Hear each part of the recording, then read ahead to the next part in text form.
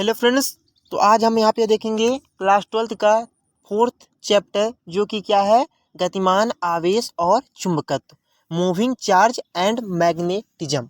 तो जैसे पाठ के नाम से पता चल रहा है, गतिमान आवेश। तो जो हमारा आवेश है Q, वो क्या करेगा, आवेश है Q, वो चलेगा, वो मूव करेगा। इतना समझ में आ गया। गतिमान आवेश और चुंबकत्व, अर्थात गतिमान आवेश आपका, यहाँ पे आवेश आपका चलेगा, और जब आवेश आपका चलेगा तो वह चुंबक की तरह कार्य करेगा। पाठ का नाम समझ में आ गया, गतिमान और आवेश। इस पाठ में आपके आवेश मूव करेंगे, चलेंगे, और जब आवेश आपका चलेगा वह चुंबक की भांति कार्य करेगा। जैसे कि मैंने अभी पिछले चैप्टर में पढ़ा है, क्लास 12th के फर्स्ट एंड सेकेंड चैप्टरों में आवेश आपके स्थिर रहते हैं, बट इसमें आपके आवेश मूव करेंगे, इसलिए गतिमान आवेश और चुंबकत्व। इतना क्लियर है ना। चलिए आगे देखते हैं कि चुंबकीय क्षेत्र की अवधारणा, जो कि आपका फर्स्ट टॉपिक है इस पाठ का, चुंबकीय क्षेत्र की अवधारणा। तो चुंबकीय क्षेत्र क्या है, इसके बारे में थोड़ा सा जानेंगे। तो जैसा कि मैंने यहाँ पे लिखा है, आप इसको देख सकते हैं। जैसा कि हम जानते हैं कि क्या है, स्थिर विद्युत आवेश विद्युत क्षेत्र उत्पन्न करते हैं। जैसा कि हम लोगों को पता है ना कि जो जब आपका आवेश जो है Q स्थिर रहता है, तो वो क्या उत्पन्न करता है, अपने चारों ओर विद्युत क्षेत्र उत्पन्न करता है। अपने चारों ओर क्या उत्पन्न करता है, विद्युत क्षेत्र उत्पन्न करता है। तो ये बोल रहा है विद्युत क्षेत्र उत्पन्न करता है।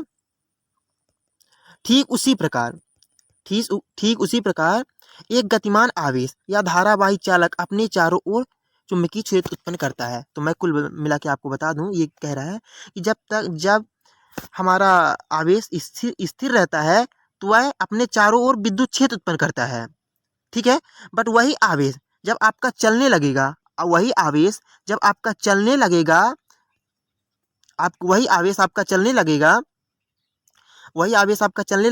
तो वह क्या करेगा, चुंबकीय क्षेत्र उत्पन्न करेगा। जैसे मैं यहाँ पे देखता हूँ ये कैसे है, 2 मिनट। जैसे मान लीजिए आपका कोई ये वायर है, ठीक है ना। वायर में आपको पता है कि आपके आवेश मूव करते हैं, आवेश मतलब इलेक्ट्रॉन मूव करते हैं। तो किसी वायर में आपके क्या होते हैं, वायर है, इसमें आवेश आपके मूव कर रहे हैं with the velocity, uniform velocity, एक समान चाल से आपके जा रहे हैं, आपके आवेश इलेक्ट्रॉन जा रहे हैं। तो क्या होगा, इस तार के चारों ओर चुंबकीय क्षेत्र उत्पन्न हो जाएगा। तार के चारों ओर क्या हो जाएगा, चुंबकीय क्षेत्र उत्पन्न हो जाएगा। इस तार के चारों ओर चुंबकीय क्षेत्र उत्पन्न हो जाएगा। समझ में आ गया कि नहीं आ गया।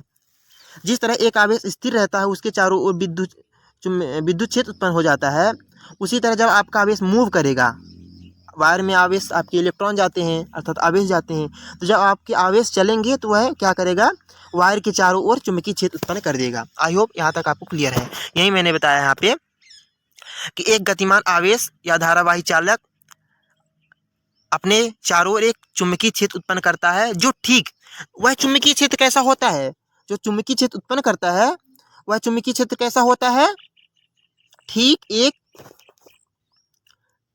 एक चुंबक, वह चुंबकीय क्षेत्र जो ठीक एक चुंबक के चारों ओर उत्पन्न चुंबकीय क्षेत्र के बराबर होता है। जैसे आपको चुंबक पता है ना, तो चुंबक के चारों ओर जो चुंबकीय क्षेत्र होता है, उसी ठीक चुंबकीय क्षेत्र के बराबर होगा। ठीक है, आगे देखते हैं। फिर क्या है, आर्नेस्ट का प्रयोग। तो क्या है, हमको तो पता चल गया कि जब तार में आवेश प्रवाहित होता है या धारावाही चालक में आवेश प्रवाहित होता है, तो चुंबकीय क्षेत्र उसके चारों ओर बनता है। बट इसका एक प्रयोग है जो कि आर्नेस्ट नामक वैज्ञानिक ने किया है, कि ये तो हम बता दिए आपको, हम पर प्रयोग हुआ होगा तब ना बताएं, तो वही प्रयोग बताने वाले हैं कि आर्नेस्ट का एक प्रयोग है। प्रयोग क्या है कि सन 1820 में डेनमार्क के प्रसिद्ध वैज्ञानिक भौतिक शास्त्री आर्नेस्ट ने एक प्रयोग द्वारा पता लगाया कि 1820 में डेनमार्क एक देश है, कंट्री है, वहाँ के वैज्ञानिक आर्नेस्ट ओरस्टेड ने एक पता लगाया कि जब धारावाही चालक के में विद्युत धारा प्रवाहित की जाती है, तो उसके नीचे रखी चुंबकीय सुई विक्षेपित हो जाती है। हाँ, अब इसको समझते क्या बोल रहा है। ये क्या कह रहा है कि जब ये जैसे मान लीजिए हमारा क्या है, ये परिपथ है।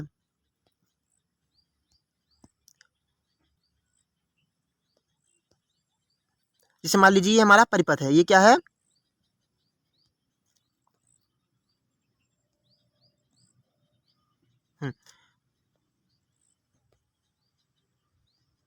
जैसे मान लीजिए हमारा क्या है, परिपथ है,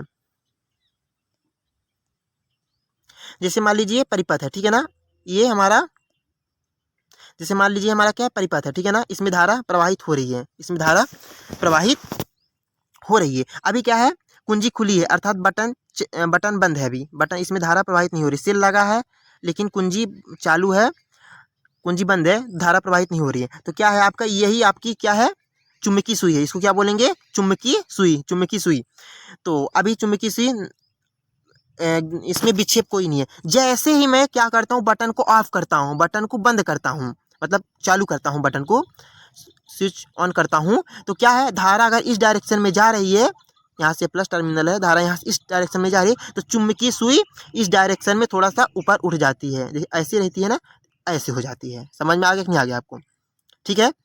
फिर जैसे अगर मैं अपने सेल का टर्मिनल चेंज कर दूं, धारा इस डायरेक्शन से आए, तो चुंबकीय सुई ऐसी रहती है, तो ऐसे हो जाती है, अर्थात ऐसे है तो पहले ऐसे हो जाती है, इस डायरेक्शन में धारा रहती है, और धारा का डायरेक्शन चेंज हुआ तो ऐसे हो जाती है।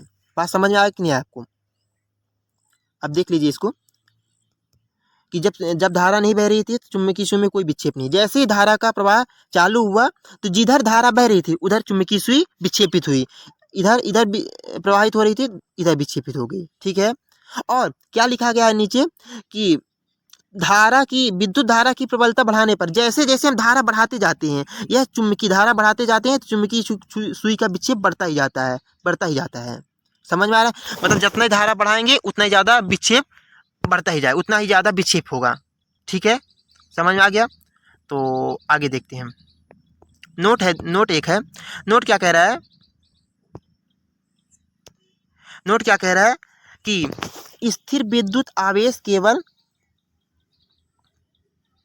स्थिर विद्युत आवेश केवल विद्युत क्षेत्र उत्पन्न करते हैं, गतिमान आवेश विद्युत क्षेत्र के साथ चुंबकीय क्षेत्र भी उत्पन्न करता है, जबकि विद्युत धाराएं केवल चुंबकीय क्षेत्र उत्पन्न करती हैं। ये मैं बता रहा हूँ, ये बोल रहा है कि जब हमारा आवेश, जब हमारा एक आवेश, सिंगल आवेश स्थिर रहेगा, तो वह क्या उत्पन्न करेगा, विद्युत क्षेत्र उत्पन्न करेगा, ऑब्वियसली विद्युत क्षेत्र। जब आपका आवेश मूव करेगा तो वह विद्युत क्षेत्र उत्पन्न करेगा, विद्युत क्षेत्र उत्पन्न करेगा, उसके साथ साथ वह, जैसे मान लो यहाँ पे चल रहा है, विद्युत क्षेत्र उत्पन्न करेगा, उसके साथ साथ चुंबकीय क्षेत्र भी उत्पन्न करेगा, एक आवेश।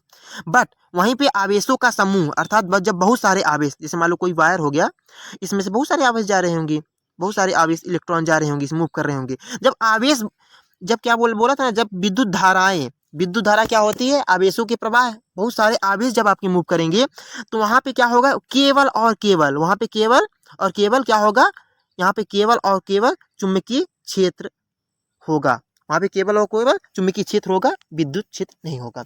कुल मिला के ये बोल रहा है, जब आपका आवेश स्थिर रहेगा, एक आवेश रहेगा, वह केवल विद्युत क्षेत्र उत्पन्न करेगा, उसी प्रकार जब केवल एक आवेश गतिमान रहेगा, वह विद्युत क्षेत्र और चुंबकीय क्षेत्र दोनों उत्पन्न करेगा। लेकिन जब आवेश आपका, जब विद्युत धाराएं बहेंगी, अर्थात आवेशों का बहाव, प्रभाव, बहुत ज़्यादा आवेश रहेंगे, तब केवल विद्युत क्षेत्र उत्पन्न करेगा। इतना क्लियर हो गया। आगे देखते हैं, फिर आगे देखते हैं कि चुंबकीय क्षेत्र क्या होता है। अभी मैंने बहुत पहले देखा, चुंबकीय क्षेत्र की अवधारणा देखा, फिर देखा कि चुंबकीय क्षेत्र होता है कि नहीं होता, इसका प्रयोग मैंने देखा, वैज्ञानिक ने किया था, जो कि डेनमार्क वैज्ञानिक थे। अब देखेंगे चुंबकीय क्षेत्र की परिभाषा।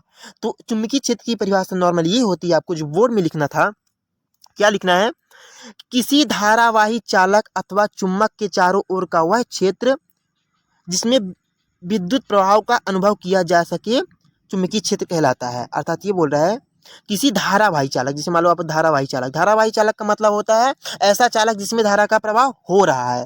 किसी धारावाही चालक अथवा चुंबक के चारों ओर का, चुंबक के चारों ओर का, चारों का वह क्षेत्र जिसमें, अगर मान लो इसके चारों ओर चुंबकीय प्रभाव, चुंबकीय प्रभाव मतलब आकर्षण या प्रतिकर्षण का अनुभव हो रहा है, तार के चारों ओर आकर्षण या प्रतिकर्षण का अनुभव हो रहा है, तो मैं बोल दूंगा इसको, उस वही प्रवाह ही, वही प्रभाव ही क्या कहलाएगा, चुंबकीय क्षेत्र कहलाएगा। आपको नॉर्मली ध्यान रखना है, क्या ध्यान रखना है, किसी धारावाही चालक अथवा चुंबक, धारावाही चालक या चुंबक के चारों ओर वह क्षेत्र जिसमें चुंबकीय प्रभाव का अनुभव किया जा सके, चुंबकीय क्षेत्र कहलाता है।